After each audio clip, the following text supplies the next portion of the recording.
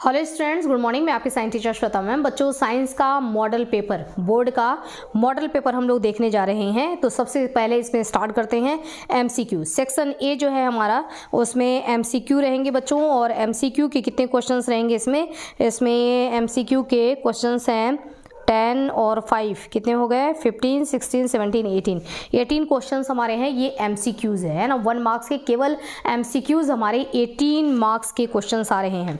Okay, तो चलिए सबसे पहले हम करते हैं एमसीक्यू। इसमें देखो, सबसे पहले क्वेश्चन नंबर 1 आपको दिया है विच स्टेटमेंट।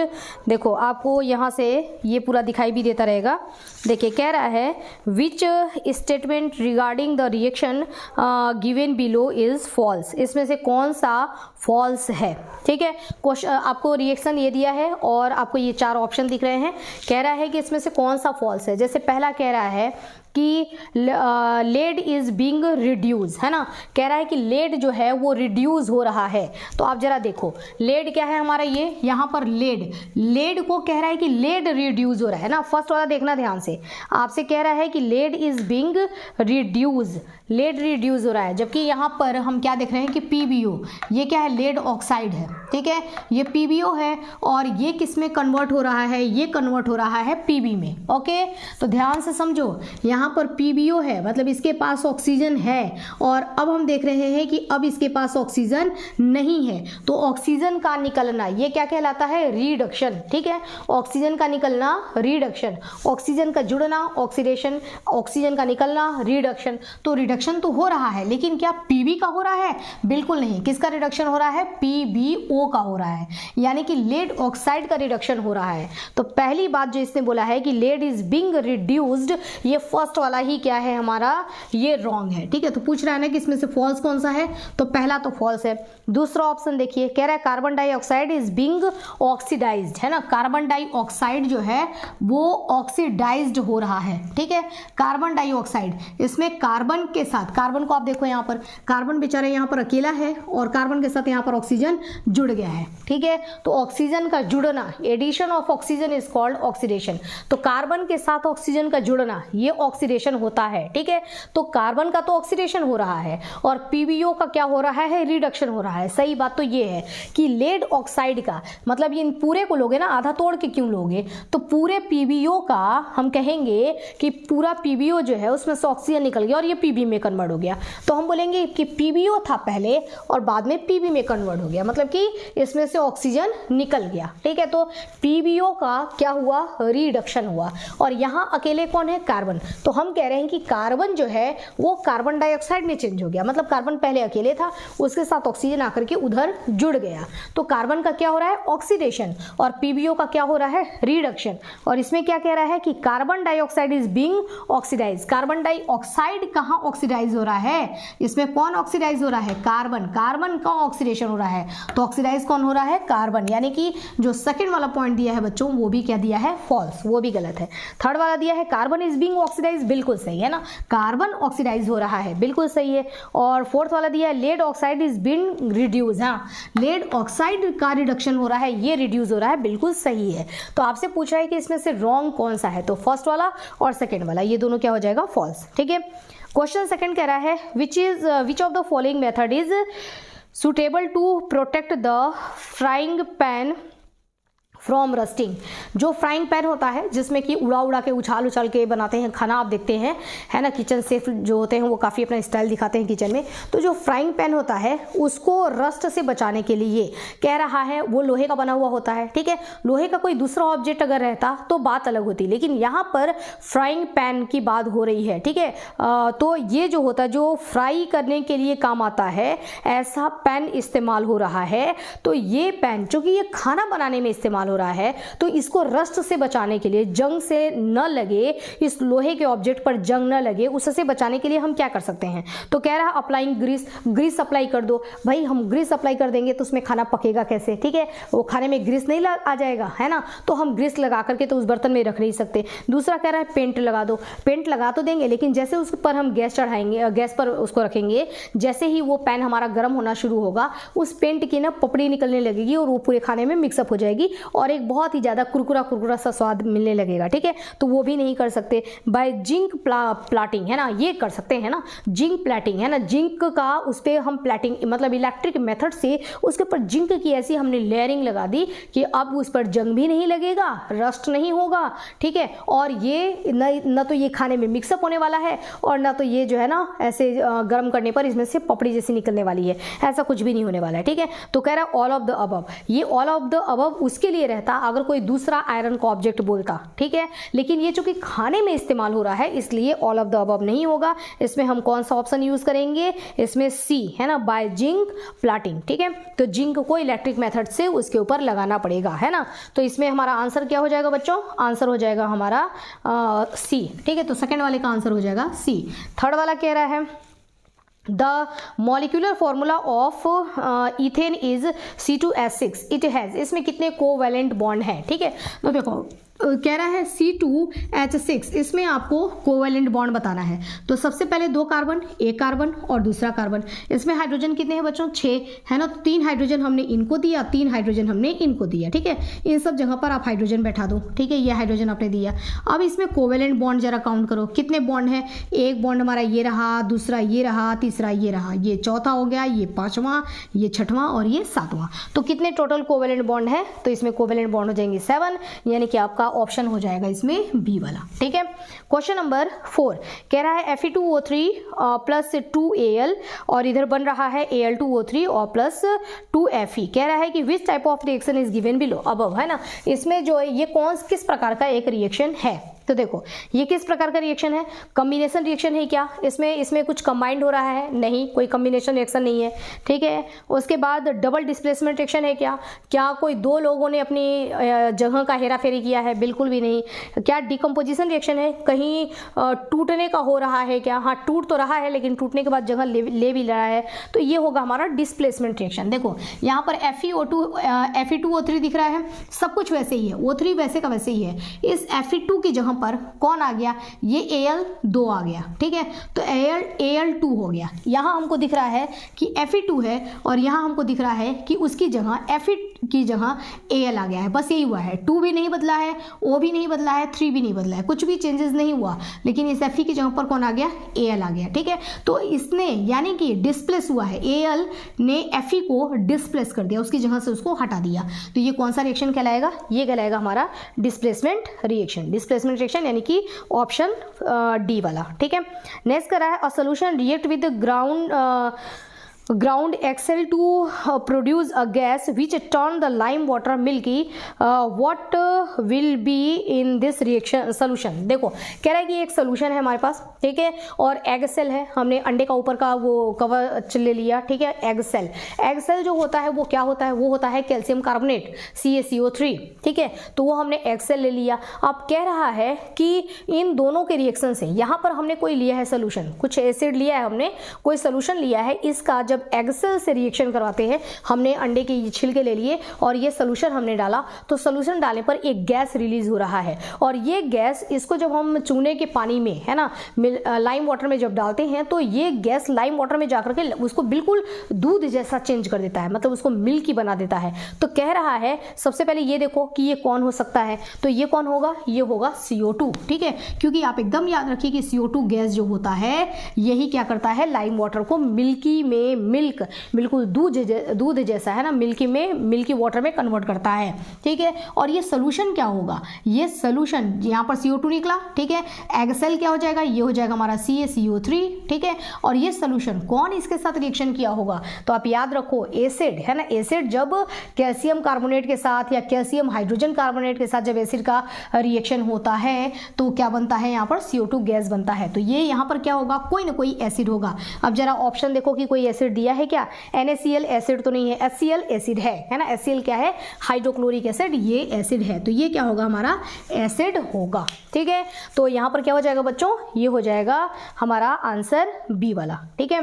नेक्स्ट आ जाओ, क्वेश्चन नंबर 5 के बाद आ जाते हैं हम क्वेश्चन नंबर 6 में। कह रहा है if the bottom of vessel is getting black from outside while cooking food it means that, है ना, कोई बर्तन है, उस बर्तन को हमने गैस पे चढ़ाया है और वो उस बर्तन के बाहर का जो पोर्शन है, खाना तो अंदर है, खाने में कोई प्रॉब्लम नहीं है, ठीक है, भोजन तो अंदर है ना, तो खाने में तो कोई प्रॉब्लम नहीं है भाई, ठीक है, आराम से खाना खाओ, लेकिन बाहर वाला जो पोर्शन है वो क्या हो गया, बर्तन पूरा ब्लैक हो गया। अब घिसो, है ना, बर्तन को घिसो, साफ करो। तो ये जो बाहर में जो ये ब्लैक हो जा रहा है, पूछ रहा है कि इसका रीजन क्या है। तो रीजन ये है कि जो यहाँ पर फ्यूल जल रहा है वो फ्यूल कंप्लीट नहीं जल रहा है, मतलब फ्यूल का कंबसन, जलना मतलब कंबसन, अगर फ्यूल का कंबसन कंप्लीट नहीं होता है, इनकम्प्लीट अगर कंबसन होगा तो इसका मतलब कि वो कुछ वेस्टेज हो रहा है, और जब वेस्टेज होगा ना तभी यहाँ पर ये काला काला ये धुआं बनेगा, कार्बन बनेंगे, ठीक है। तो यहाँ पर क्या हो रहा है, इनकम्प्लीट कंबसन, है ना। अब देखो इसमें food is not cooked completely, कह रहा है कि खाना ढंग से पका नहीं है इस वजह से ये ब्लैक हो गया, नहीं। सेकंड कह रहा है fuel is not burning completely, बिल्कुल सही है ना, कि फ्यूल इसमें कंप्लीटली नहीं जल रहा है, ठीक है। फ्यूल इज वेट, कह रहा है कि जो है फ्यूल गीला है, फ्यूल इज कंप्लीटली, तो इसमें आंसर क्या हो जाएगा बच्चों हमारा, इसमें हो जाएगा हमारा आंसर बी वाला, ठीक है। नेक्स्ट कह रहा है question number 7, in a plant xylem is responsible for, है ना। देखो जाइलम जो होता है वो बहुत जालिम होता है, और ये जालिम जो होते हैं वो कहते हैं कि खाना नहीं देंगे, तेरे को केवल पानी पर ही जिंदा रहना पड़ेगा, ठीक है। तो जाइलम मतलब जालिम, है ना, जालिम जो होते हैं वो क्या करते हैं, अब जालिम में छोटी ही आती है क्या, देख लेना, जालिम जो होते हैं वो क्या कहते हैं कि तेरे को केवल खाना नहीं मिलेगा, पानी पर ही जिंदा रहना पड़ेगा, यानी कि जाइलम क्या करता है, वाटर का कंडक्शन करता है, एकदम याद रखना, ठीक है। जाइलम क्या करेगा, वाटर का कंडक्शन करता है, प्लांट्स के अंदर पानी पूरे पौधे में पानी पहुंचे, ये जिम्मेदारी किसकी है, जाइलम की है। और फ्लोएम का मतलब फ्लोएम, एफ आ रहा है ना, तो याद रखना एफ, वैसे एफ नहीं होता, पीएच होता है, लेकिन आप फ्लोएम प्रोनाउंसिएशन पे जाइए तो फ्लोएम मतलब फूड, वो क्या करता है, पूरे प्लांट्स में फूड पहुंचाता है। फूड का ट्रांसपोर्टेशन कौन करेगा, फ्लोएम। और जाइलम जो है काफी जालिम है, ये केवल पानी का ट्रांसपोर्टेशन करेगा, ठीक है। अब देख लो ट्रांसपोर्ट ऑफ वाटर, ठीक है, बिल्कुल सही। तो ट्रांसपोर्ट ऑफ वाटर कौन करेगा, ये करेगा जाइलम। ट्रांसपोर्ट ऑफ फूड की बात अगर हम करें तो ये कौन करेगा, ये करेगा फ्लोएम, ओके। तो क्वेश्चन नंबर 6 का हमारा आंसर हो जाएगा ए, ठीक है ना, ये वाला हो जाएगा इसका आंसर ए, ठीक है। आंसर तो मैं बताते चल रही हूँ, लिखने की जरूरत नहीं है, आप देख लेना, ठीक है ना, उधर आप देखते जाओ। विच of the following is a plant hormone, आपको देखो कुछ हार्मोन दे रखा है, इंसुलिन, ये हार्मोन कहाँ होता है, ये हमारे ब्लड में होता है, मतलब हम इंसान के ब्लड में होता है, ये प्लांट में नहीं होता है। थायरोक्सिन, ध्यान है ना आपको, तो ये थायरोक्सिन, थायराइड ग्लैंड, है ना, तो थायरोक्सिन हार्मोन जो होता है ये भी किस में होता है, इंसानों में होता है। एस्ट्रोजन और प्रोजेस्टेरोन नाम आपने सुना है, फीमेल हार्मोन, ठीक है, ये भी कहाँ है, ये भी इंसानों में है। और साइटोकाइनिन, ये कहीं आपने देखा है साइटोकाइनिन इंसानों में नहीं, साइटोकाइनिन कहाँ होता है, ये होता है प्लांट में, ठीक है। तो ये हार्मोन क्या है, ये प्लांट हार्मोन है, यानी कि ये फाइटो हार्मोन है। प्लांट की जगह पे फाइटो हार्मोन देता ना तो भी आप बात समझ जाते हैं कि फाइटो मतलब होता है प्लांट हार्मोन को फाइटो हार्मोन बोला जाता है। Auxin, gibberellin, cytokinin, abscisic acid, ये सब जो है ये सब क्या है, ये सब प्लांट हार्मोन यानी कि फाइटो हार्मोन है। तो इसका क्या हो जाएगा आंसर, साइटोकाइनिन। नेक्स्ट कह रहा है which part of the brain is responsible for walking in a straight line. अगर हम चल रहे हैं और गिर नहीं रहे हैं, मतलब हमारा बैलेंस बना हुआ है ना, लेफ्ट राइट चल रही हूँ और गिर नहीं रही हूँ, मेरा बैलेंस बना हुआ है, आंख बंद करके भी मैं चल रही हूँ लेकिन मैं गिरूंगी नहीं, ठीक है। तो बैलेंस मैं बैलेंस मेरा बना हुआ है क्योंकि मेरी आंखें बंद है लेकिन मेरा दिमाग जो है वो खुला हुआ है, ठीक है। तो बैलेंस बनाने का काम बच्चों कौन करता है, ये करता है सेरिबेलम, है ना। ब्रेन में ये फ्लावर जैसा स्ट्रक्चर होता है जिसको हम बोलते हैं सेरिबेलम, है ना। ये सेरिबेलम जो होता है ये बैलेंस बनाने का काम करता है। नेक्स्ट क्वेश्चन है the method of reproduction in amoeba is. Amoeba में कौन सा मेथड होता है, तो आपने देखा है कि अमीबा क्या करता है भाई, अमीबा जैसे मान लो कि ये अमीबा हो गया है ना, ये क्या करेगा, ये सबसे पहले ये न्यूक्लियस बनाता है, जैसे 2 न्यूक्लियस इसमें हो गए, उसके बाद ये क्या करेगा, यहाँ से इधर से ये यहाँ से ऐसे डिवाइड होना शुरू करेगा और फिर यहाँ पर ये 2 अमीबा बन करके तैयार हो जाएंगे, ठीक है। मान लो ये एक अमीबा हो गया और ये मान लो कि दूसरा अमीबा हो गया, ठीक है, 2 अमीबा बन के तैयार हो जाते हैं। तो एक अमीबा से 2 अमीबा का बनना, और कैसे बना है, ये टूट करके बना है, टूट करके, इसको हम क्या बोलते हैं, बाइनरी फिजन, ठीक है। तो इसमें आंसर क्या हो जाएगा बच्चों, हमारा आंसर हो जाएगा ए वाला, है ना, कि अमीबा में किस प्रकार का रिप्रोडक्शन होता है। तो एक अमीबा से, एक मदर अमीबा से 2 डॉटर अमीबा बनता है, और बनता कैसे है? बाइनरी फिजन के द्वारा। ओके, नेक्स्ट है the father of genetics is, सबके फेवरेट ग्रेगर जॉन मेंडल, है ना, जिन्होंने मटर के पौधे पर अपना एक्सपेरिमेंट किया। ठीक है, उसके बाद विच of the following is a biological component, इसमें से बायोलॉजिकल का मतलब होता है बायो, जहां वर्ड आ जाता है वहां पे जीवन आ जाता है, जान आ जाती है। ठीक है, तो इसमें से बायोलॉजिकल कंपोनेंट कौन सा है? क्या मिट्टी में जान है? नहीं। क्या एयर, हवा जो है वो आपसे बातें कर सकता है, हवा सांस ले रहा है, हवा में क्या ये सब प्रोसेस, ये सारे रिएक्शंस, सारे प्रोसेस होते हैं, लिविंग प्रोसेस जो हमारे में होता है? नहीं। ठीक है, पानी नहीं, है ना। तो इसमें है क्या आंसर? आंसर हो जाएगा प्लांट। प्लांट क्या है? एक लिविंग ऑर्गेनिज्म है। ठीक है, तो इसको हम क्या बोलेंगे? Biological component. नेक्स्ट है the absolute refractive index of water is, water का रिफ्रैक्टिव इंडेक्स होता है 1.33। बिल्कुल याद रख लेना, रिफ्रैक्टिव इंडेक्स का मतलब होता है कि जब लाइट पानी में आती है तो पानी के अंदर इतनी क्षमता है कि वो लाइट को बोलता है कि अपने स्पीड को कम करो। तुम्हारी जो ये स्पीड है ना 3 × 10⁸ मीटर पर सेकेंड, इस तरीके से जो तुम भागते हुए आ रहे हो, ये स्पीड पानी में नहीं चलेगा, तो उसको कम करो, है ना। तो कितना ये रोक सकता है? अब कितना रोक सकता है? ये जो पानी की जो क्षमता है लाइट की स्पीड को कम करने की, इसी क्षमता को हम बोलते हैं रिफ्रैक्टिव इंडेक्स, और ये क्षमता कितनी है? 1.33। ओके, नेक्स्ट है the time difference between actual sunset and apparent sunset in is approximately. देखो, आपको एक्चुअल में सन कहाँ है? ठीक है, हॉरिजॉन के नीचे है, लेकिन आपको दिखाई देते हैं 2 मिनट पहले। ठीक है, 2 मिनट पहले वो दिखाई दे जाएंगे। क्यों? Because of atmospheric refraction. और मतलब सन, अब सनराइज हुआ नहीं, सन तो यहाँ है लेकिन आपको दिखाई दे रहे हैं। ठीक है, बिकॉज ऑफ एटमॉस्फेरिक रिफ्रैक्शन। दूसरी बात, सनसेट, अब सन जा चुके हैं, ठीक है, लेकिन फिर भी आपको 2 मिनट तक वहीं दिखाई दे रहे हैं बिकॉज ऑफ एटमॉस्फेरिक रिफ्रैक्शन। ठीक है, पढ़ा है आपने। तो हॉरिजॉन के जब नीचे थे तब भी आपको ऊपर दिखाई देते थे, और जब ये हॉरिजॉन से के नीचे वापस चले गए तब भी आपको वो हॉरिजॉन के ऊपर ही दिखाई दे रहे हैं। मतलब आपको ये जो डिफरेंस होता है ना, ये 2 मिनट का होता है। ठीक है, तो पूछ रहा है ना कितने मिनट, तो ये हम कहेंगे 2 मिनट्स। ओके, कहाँ गया? हाँ, तो option C. Okay, question number, next जो हमारा क्वेश्चन है वो मैं आपको करवा दूंगी नेक्स्ट वाले में। ठीक है, और भी बहुत सारे क्वेश्चन है, सारे क्वेश्चन एक साथ ले लूंगी वो। ठीक, नेक्स्ट देखो, the value of resistance of a conductor depend on, है ना।